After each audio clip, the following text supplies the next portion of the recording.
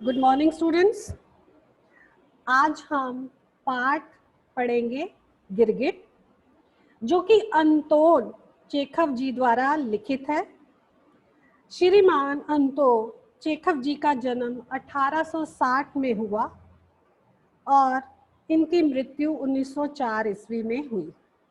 दक्षिणी रूस के तगनोर नगर में 1860 में जन्मे अंतोन चेखव ने शिक्षा काल में ही कहानियां लिखना आरंभ कर दिया था। जब ये पढ़ते थे तो उस दौरान ही इन्होंने कहानियां लिखनी शुरू कर दी। जैसे कि कई बच्चे अभी ऐसे हैं जिनकी जो अपनी रुचि के अनुसार कविताएं लिखते हैं या कोई कहानियां लिखते हैं, तो इन्होंने भी अपने बचपन में ही कहानियां लिखनी प्रारंभ की थी। 19वीं सदी का 9वां दशक रूस के लिए एक कठिन समय था। उस समय रूस में कई ऐसी समस्याएं चल रही थी कि जो भी अपने विचार दूसरों के सामने रखने की कोशिश करता, उसे तुरंत ही दबा दिया जाता, उसकी आवाज को दबाने की कोशिश की जाती। ये वह समय था जब आजाद ख्याल होने से ही लोग शासन के दमन का शिकार हो जाया करते थे कि अगर कोई अपने विचारों को दूसरों के सामने रखता तो उसे तुरंत दबाने की कोशिश की जाती। ऐसे समय में चेखव ने उन मौकापरस्त लोगों को बेनकाब करती हुई कहानियां लिखी, जिनके लिए पैसा और पद ही सब कुछ था। जो लोग ऐसे मौकापरस्त थे, जो अपने पद का फायदा उठाते थे, पद मीन्स डेजिग्नेशन, जिस पदवी पर वो आसीन थे, उस पदवी पर आसीन होते हुए वे रिश्वत लेते और पैसा खूब कमाते। तो चेखव जी ने उन पर ऐसी कहानियां लिखी ताकि उन कहानियों के द्वारा शासन में फैली हुई ऐसी कुव्यवस्था पर चोट की जा सके और लोगों को उस समय में समाज के प्रति जागरूक किया जा सके, लोगों को जगाया जा सके ताकि वो ऐसे लोगों का विरोध करे और उनका साथ ना दे। चेखव सारे संसार के चहेते लेखक माने जाते हैं और मेरे भी बहुत चहेते हैं। He is the one of my favourite writer. बहुत अच्छी कहानियां बड़े सरल शब्दों में इन्होंने लिखी हैं, जो समझने में बहुत आसान है। इनका सबसे बड़ा कारण ये है कि इनकी नज़र में सत्य ही सर्वोपरि रहा है, सबसे ऊंचा रहा है। सत्य के लिए इन्होंने बहुत सा कार्य किया, लोगों को सत्य की राह दिखाई, उन्हें सत्य के मार्ग पर आगे बढ़ने के लिए प्रेरित किया। सत्य के प्रति आस्था और निष्ठा, यही चेखव की धरोहर है। धरोहर का अर्थ आएगा संपत्ति है। चेखव जी की प्रमुख कहानियां हैं गिरगिट, क्लर्क की मौत, वानका, तितली, एक कलाकार की कहानी, घोंगा, इयोनिज, रोमांस, दुल्हन। इनके प्रसिद्ध नाटक हैं वाल्या मामा, तीन बहनें, सीगल और चेरी का बगीचा। अब हम जानेंगे कि इस पाठ में इन्होंने क्या बताया है। इस पाठ में इन्होंने उस समय की शासन व्यवस्था, कानूनी व्यवस्था पर करारी चोट की है, उस पर प्रहार किया है और बताया है कि कैसे लोग जो है वो गिरगिट की तरह रंग बदलते हैं। अच्छी शासन व्यवस्था वही होती है जो समता पर चलती है, जो समान रूप से दूसरों के साथ व्यवहार करती है और हर एक के जो उसके हक के लिए उन्हें समान न्याय देती है। उसे हम अच्छी कानून व्यवस्था कहते हैं। सबको एक दृष्टि से भी देखती है, उसके देखने का नजरिया भी सभी के लिए समान होता है। ये नहीं कि कोई अपना है या अपना सगा संबंधी है, अपना रिश्तेदार है तो उसके लिए कानून कोई और होगा, और अगर वो अपना कोई सगा नहीं है तो उसके लिए कानून कुछ और होगा। अच्छी शासन व्यवस्था हम उसी को कहते हैं जिसमें कोई भी भेदभाव नहीं किया जाता, किसी के साथ अन्याय नहीं किया जाता। अन्यायी और उसके अन्याय को न्याय के तराजू पर ही तोलती है। तराजू आप सब जानते हैं कि सामान्य चीजों को तोलने के लिए बना हुआ यंत्र, जिसे आप तकड़ी भी कहते हो, तोलने जो हम चीजें तोलने के लिए इस्तेमाल करते हैं। ऐसी व्यवस्था जन जन में कानून के प्रति आदर और समर्पण का भाव जगाती है, निर्भयता की भावना भी पैदा करती है।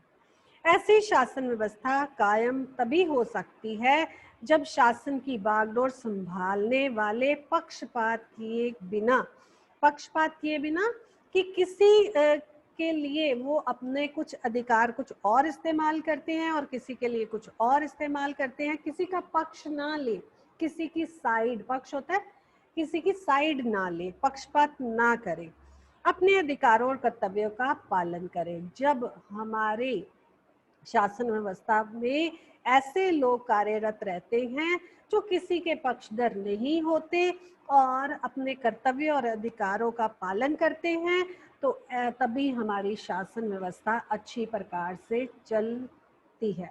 आपने देखा होगा कि कई ऐसी सरकारें आई जिनमें उन्होंने अपने सगे संबंधियों और रिश्तेदारों को नौकरियां दी, ऊंची पदवियां दी, और कई ऐसे लोग जिनके हक छिन गए और उस पद के लिए उचित ठहरते हुए भी उन्हें वो पद नहीं मिला। जब वे इस कसौटी पर खरे नहीं उतरते, तब देश में अराजकता फैलती है। अराजकता का साम्राज्य स्थापित होते देर नहीं लगती। अराजकता कि जिसमें कानून व्यवस्था नियंत्रित नहीं होती, अच्छा राजा नहीं होता, अच्छी शासन व्यवस्था नहीं होती, तो उस समय में अराजकता फैलती है। 1884 में लिखी गई प्रस्तुत कहानी में रूस के महान लेखक ने ऐसे अवसर का वर्णन किया जब जार शाही शासन चापलूसों, भाई भतीजावाद के पोषक अधिकारियों के भरोसे चल रहा था। उस समय जो शासन व्यवस्था थी उसमें चापलूस लोग थे और अपने भाई भतीजावाद के पोषक तत्व, मतलब अपने सगे संबंधियों, अपने रिश्तेदारों के भरोसे, अपने अधिकारियों के भरोसे ही वह शासन व्यवस्था चल रही था, उनका पक्ष लेते थे। और अगर किसी का मान लो कि कोई रिश्तेदार सगा संबंधी उस अन्याय व्यवस्था में है, वो किसी ऊंचे पद पर है, तो उसका फायदा भी उठाया जाता था।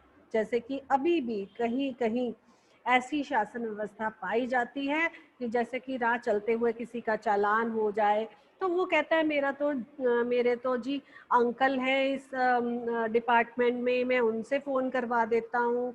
या किसी बड़े उच्च अधिकारी का बेटा कोई गलत काम करता है तो वह अपने पिता की पदवी का फायदा उठाता है। तो ऐसी शासन व्यवस्था अच्छी नहीं मानी जाती। शासन व्यवस्था वही अच्छी मानी जाती है जबकि सभी के साथ समता का व्यवहार हो, सभी के साथ एक जैसा व्यवहार किया जाए। वे कानून के या आम आदमी के पक्ष में ऐसी फरियाद का भी न्यायोचित फैसला नहीं कर पाते। न्याय की दृष्टि से उचित फैसला वो नहीं कर पाते, और जिसमें दोषी कोई मनुष्य नहीं बल्कि वैश्य कुत्ता ही क्यों ना हो। इससे भाव ये है कि कानून के या आम आदमी के पक्ष में ऐसी फरियाद, कोई भी व्यक्ति अगर फरियाद लेकर आता है तो उसका सही फैसला नहीं कर पाते, और चाहे वो कोई वैश्य कुत्ता हो, कोई व्यक्ति हो, कोई भी हो। जिसमें नेक्स्ट है, संभवतः ऐसी शासन व्यवस्था के लिए ही संत कवि तुलसीदास ने भी कहा होगा, समर्थ को नहीं दोष गुसाई। संत कवि तुलसीदास जी ने रामायण में लिखा है कि समर्थ व्यक्ति पर कोई भी दोषारोपण नहीं कर सकता, कोई भी दोष नहीं लगा सकता। और कई बार ऐसे उस व्यक्ति को जो उच्च पद अधिकारी है, ऐसे व्यक्ति को कोई ऐसे कार्य करने पड़ते हैं जो दूसरे आम लोगों के दृष्टिकोण से उचित नहीं होते, परंतु उसे अपने दायित्व का, अपनी जिम्मेदारियों का निर्वाह करते हुए ऐसा करना ही पड़ता है। तो संत कवि तुलसीदास जी ने भी रामायण में यही लिखा है कि समर्थ व्यक्ति पर, जो सामर्थ्यवान है, जिसके पास अधिकार है, उस पर कोई दोषारोपण नहीं कर सकता, उस पर कोई भी दोष नहीं लगा सकता। तो ये जो गिरगिट कहानी है, गिरगिट के बारे में आप जानते ही हो, समय और परिस्थिति के अनुसार जहाँ भी वो बैठता है वो अपना रंग बदल लेता है, अपना रंग परिवर्तित कर लेता है। तो इस पार्ट में भी एक ऐसे पुलिस इंस्पेक्टर के बारे में बताया गया है जो समय और परिस्थिति के अनुसार तुरंत अपने आप को बदल लेता है और उसके जो विचार हैं, उसकी विचारधारा है, वो समय और परिस्थिति के अनुसार तुरंत बदल जाती है। हाथ में बंडल थामे, बंडल कागजों को रोल करके एक बंडल सा बनाया होता है और वो हाथ में पकड़ा हुआ था पुलिस इंस्पेक्टर ऑचुमिलाव। इसमें कुछ नाम ऐसे हैं, रूसी नाम है, और जो आपको अटपटे लगेंगे या आपको बोलने में भी पहले एक दो बार दिक्कत आए, लेकिन जब आप एक दो बार इनको दोहराओगे तो तुरंत ही आप इन्हें बोलना सीख जाओगे।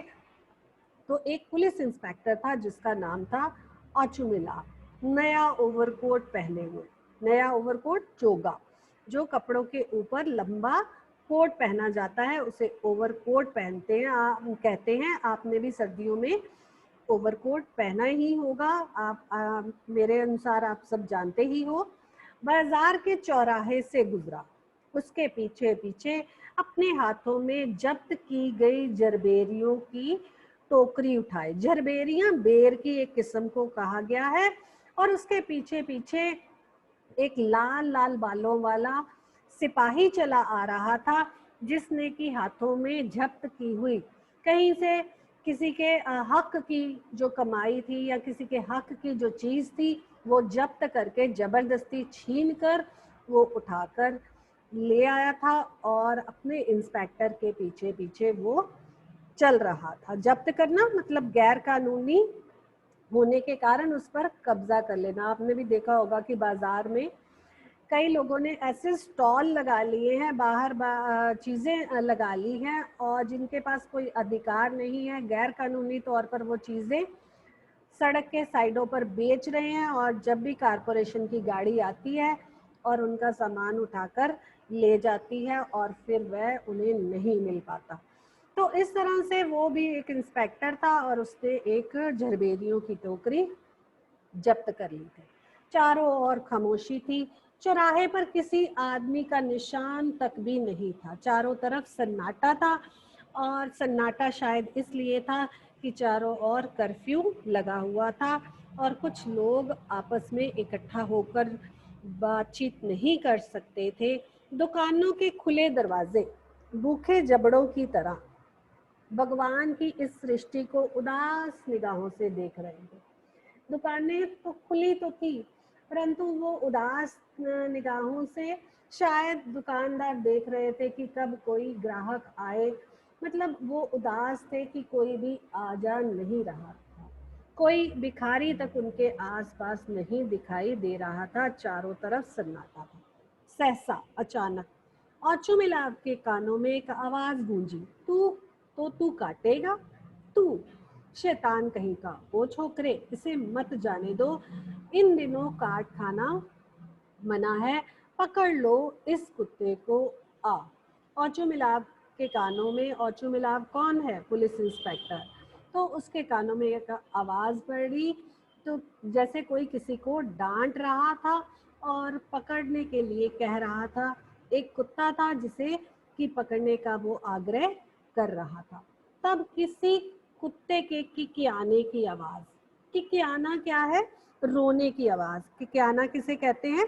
कुत्ते के पीड़ा के कारण कुत्ते के रोने की आवाज। जब कोई व्यक्ति किसी कुत्ते को मारता है तो वह कुत्ता पीड़ा के कारण रोने लगता है, जो उस समय जो आवाज निकालता है उसे किकियाना कहते हैं। औचुमिलाव ने उस आवाज की दिशा में घूमकर घूरा और पाया कि एक व्यापारी पिचुगिन, व्यापारी कौन है? पिचुगिन के काठ गोदाम में से एक कुत्ता 3 टांगों के बल पर रेंगता चला आ रहा था। वो 3 टांगों के बल पर रेंग रहा था, इसका मतलब है कि उसकी एक टांग जो थी वो जख्मी थी। छींट की कलफ लगी। कलफ होता है मांड, जिसे स्टार्च भी कहते हैं। कपड़ों को अक्सर अकड़ाने के लिए कलफ लगाई जाती है ताकि वो और अधिक सुंदर दिखाई दे। कलफ लगी हुई कमीज और बिना बटन की वास्केट पहने हुए एक व्यक्ति कुत्ते के पीछे पीछे दौड़ रहा था। गिरते पड़ते उसने कुत्ते को पिछली टांग से पकड़ लिया। फिर कुत्ते का किकियाना और एक चीख, मत जाने दो, मत जाने दो, दोबारा सुनाई दी। दुकानों में से ऊँगते हुए उबासी लेते हुए चेहरे बाहर झांके देखने लगे, और देखते ही देखते जैसे जमीन फाड़कर निकल आई हो, एक भीड़ काठ गोदाम को घेर कर खड़ी हो गई। हुजूर, यह तो जन शांति भंग होने जैसा कुछ दिखाई दे रहा है। सिपाही ने इंस्पेक्टर को कहा कि हुजूर, हुजूर, यहाँ तो कुछ लोग खड़े हैं और कुछ लोग लड़ झगड़ रहे हैं। लगता है कोई माजरा है, कोई समस्या है। उसने इंस्पेक्टर को बताया। औचुमिला मुड़ा और भीड़ की तरफ चल दिया। उसने काठ गोदाम के पास बटन विहीन वास्केट धारण किए हुए एक आदमी को देखा, जो अपना दायां हाथ उठाए हुए वहां मौजूद था तथा उपस्थित लोगों को अपनी लहूलुहान उंगली दिखा रहा था। लगता था कि उसकी उंगली जख्मी है और उसमें से खून बह रहा था। उसके नशीले से हो आए चेहरे पर साफ लिखा दिखाई दे रहा था कि कोई शैतान की औलाद हो। ऐसा व्यक्ति जो ज्यादातर नशा करता है, उसके चेहरे की भाव भंगिमाएं देखकर, उसका मुंह देखकर ही हमें पता चल जाता है कि ये कोई नशेड़ी व्यक्ति है, नशा करने वाला है और शैतान की औलाद है, अर्थात कि वो कोई शरारती व्यक्ति है और दूसरों को ना जाने क्यों उनका उन्हें भरमा रहा है, उन्हें कुछ गलत बता रहा है।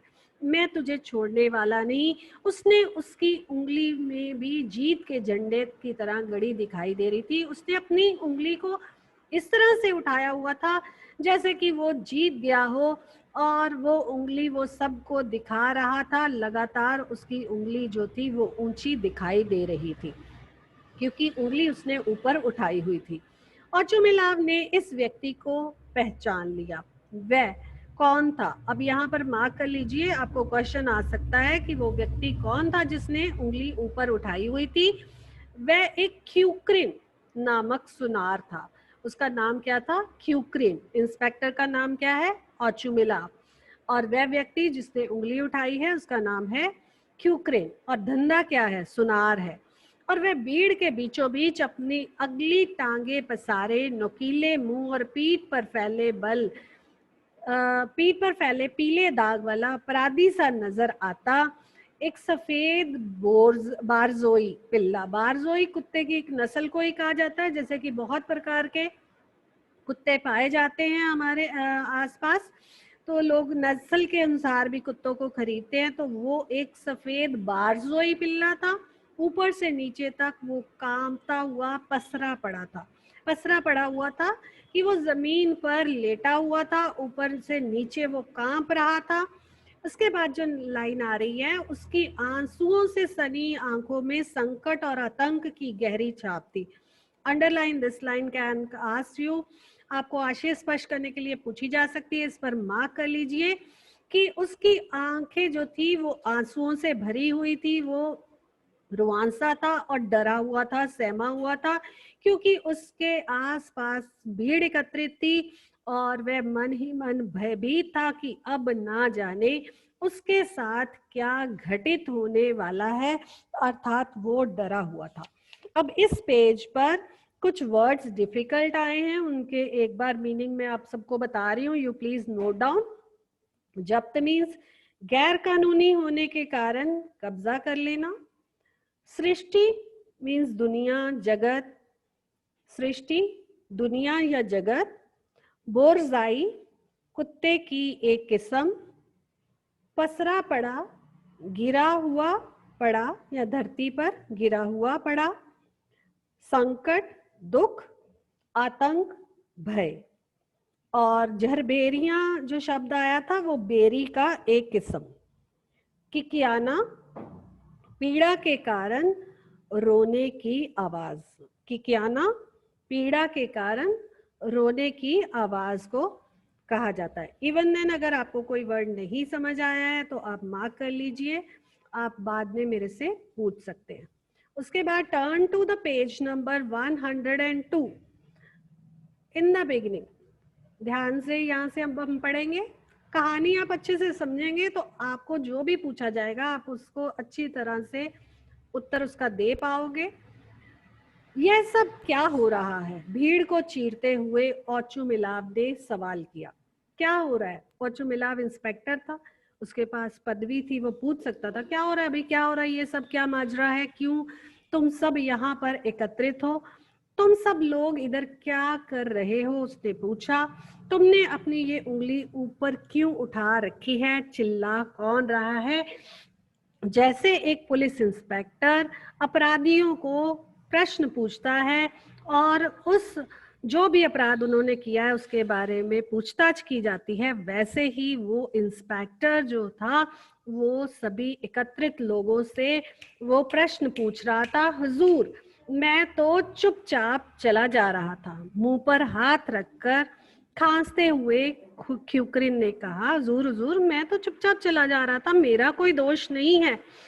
मुझे मित्री मित्रिच से लकड़ी लेकर कुछ काम निपटाना था, मैं तो उसके पास आया था। मित्री मित्रिच से मुझे कुछ काम था, तब अचानक इस कमबख्त ने किसको कहा है? कुत्ते को। ने आकर अकारण मीन्स बिना कारण के ही मेरी उंगली काट खाई है।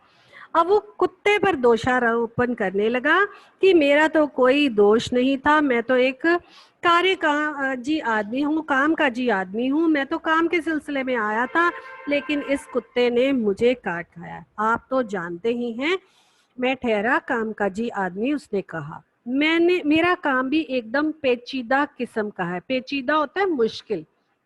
कहता मेरा काम पेचीदा किस्म का है, मुश्किल का है, मुश्किल काम है मेरा। और अब इसने मेरी उंगली को काट खाया। अब एक हफ्ते तक तो मेरी उंगली जो है वो शायद ही ठीक हो, और एक हफ्ते तक अब मेरा तो काम रुक गया ना। अब मैं क्या करूं बताओ, मेरा तो काम का हर्जाना हो गया। अब 102 पेज पर जो डिफिकल्ट वर्ड्स आए हैं उनके मीनिंग नोट करिए एक बार फिर से। कमबख्त मीन्स अभागा। कमबख्त का मीनिंग है अभागा। अकारण, बिना कारण के। कामकाजी, काम में लगा हुआ।